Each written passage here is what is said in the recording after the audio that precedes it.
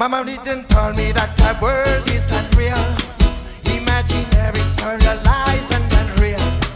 The truth, the lies and the truth and fairy tale lies don't have a prince of Wales. I never get told what is real and true. That's why I put truth out of the blue. Never really did. No one really cares what our heart it hurts. This world is a lie. Nothing is real. This world is a lie. There is nothing I can feel. This world is a lie. Nothing is real. This world is a lie. There is nothing I can feel. Nothing in the world to really exist.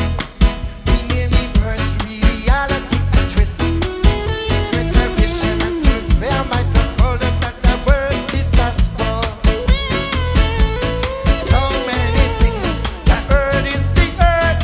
When the lies get told in this world, no one really please. No one really cares when our heart get hurt. The world is a lie. Nothing is real. This world is a lie. There is nothing I can feel. This world is a lie.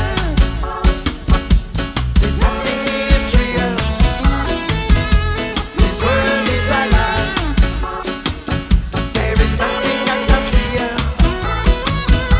This world is a lie. Nothing is real. This world is a lie. There is nothing I can feel. This world is a lie. Nothing is real. This world is a lie. Nothing I can feel. This world is a lie. Nothing is real. This world is a lie. Nothing I can feel. Come on.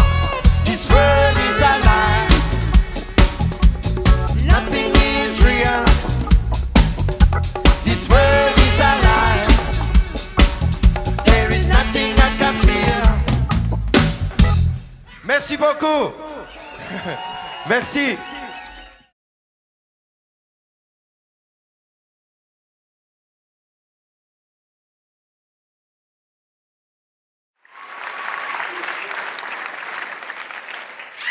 Hi.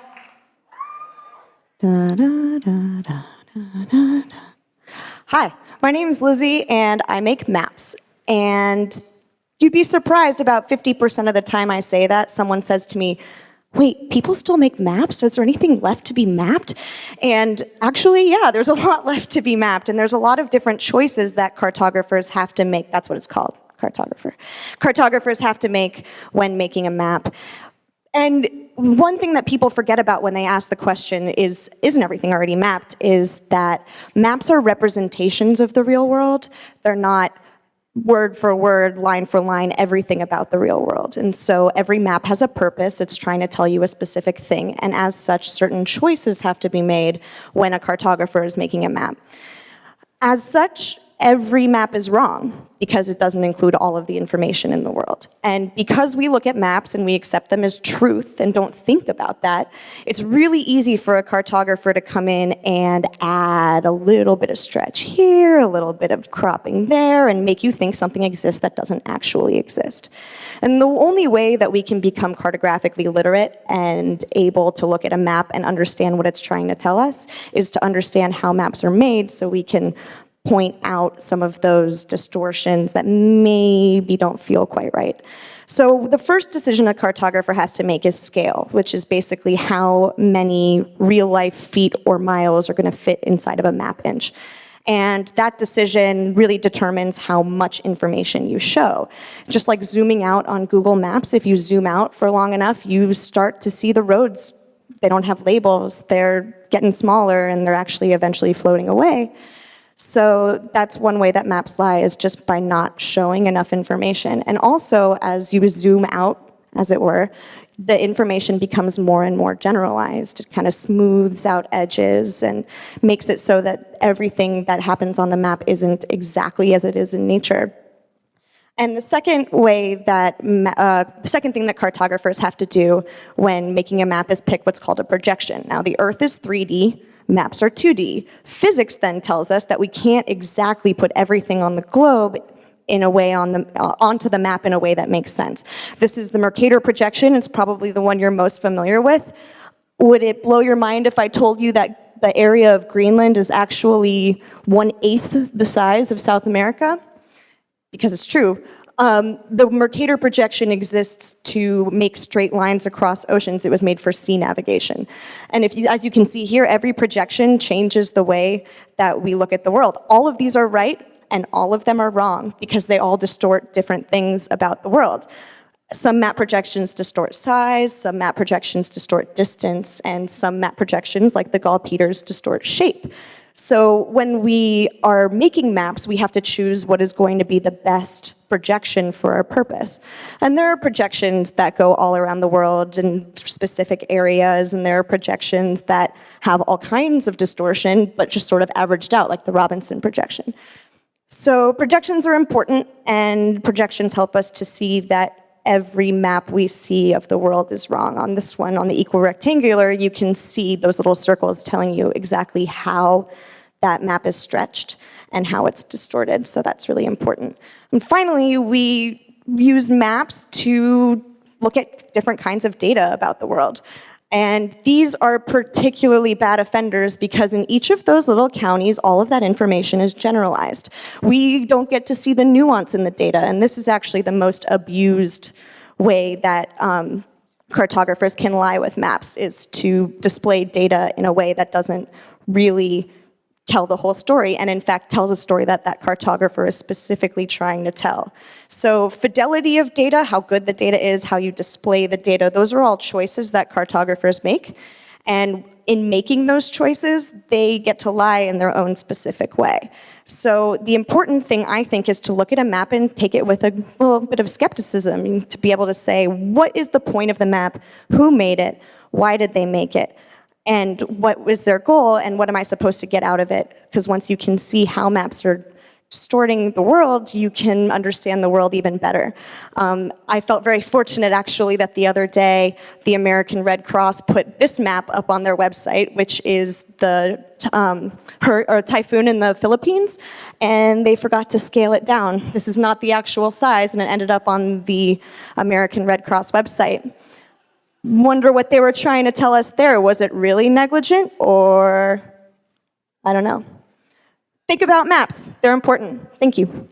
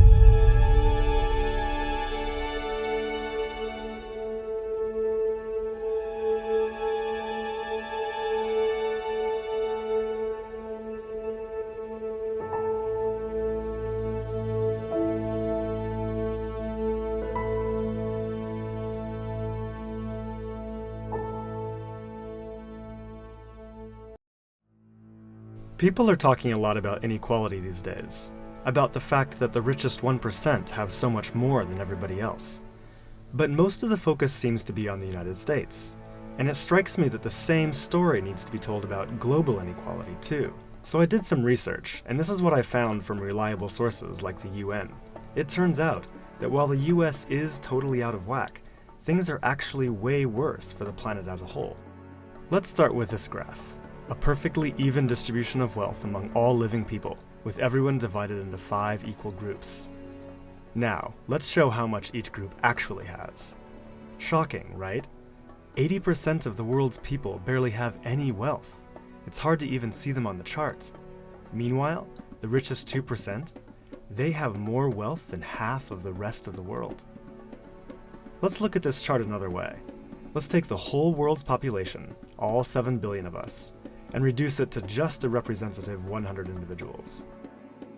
Here they are, poorest people on the left, richest people on the right. Now let's show how the world's total wealth, roughly $223 trillion, is distributed.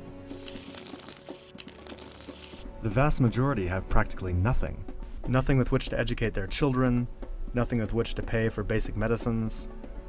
While the richest 1%, they've accumulated 43% of our world's wealth. The bottom 80%, meanwhile, that's 8 out of every 10 people, have just 6% between them. But even this doesn't really show how extreme things have become. The richest 300 people on Earth have the same wealth as the poorest 3 billion. So the number of people it takes to fill a mid-sized commercial aircraft have more wealth than the populations of India, China, the US, and Brazil combined. We can also see this difference geographically, with a huge and growing gap between a few rich places versus the majority of the world. For most of history, things were much more equal. 200 years ago, rich countries were only 3 times richer than poor countries. By the end of colonialism in the 1960s, they were 35 times richer. Today, they're about 80 times richer. Rich countries try to compensate for this by giving aid to poor countries, about $130 billion each year. That's a lot of money. So then why does the wealth gap keep getting bigger? One reason I found is that large corporations are taking more than $900 billion out of poor countries each year through a form of tax avoidance called trade mispricing. On top of this, each year poor countries are paying about $600 billion in debt service to rich countries, on loans that have already been paid off many times over. And then there's the money that poor countries lose from trade rules imposed by rich countries to get access to more resources and cheaper labor. Economists from the University of Massachusetts calculate that this costs poor countries about $500 billion a year. Altogether, that's more than $2 trillion that flows from some of the poorest parts of the world to the richest. Every year. Rich governments like to say they're helping poor countries develop. But who's developing who here? This makes me think that there's something wrong with the basic rules of the global economy. It can't be okay that the wealth of our planet is becoming so concentrated in the hands of such a tiny number of people. The only reasonable response, it seems to me, and our only hope, is to change the rules.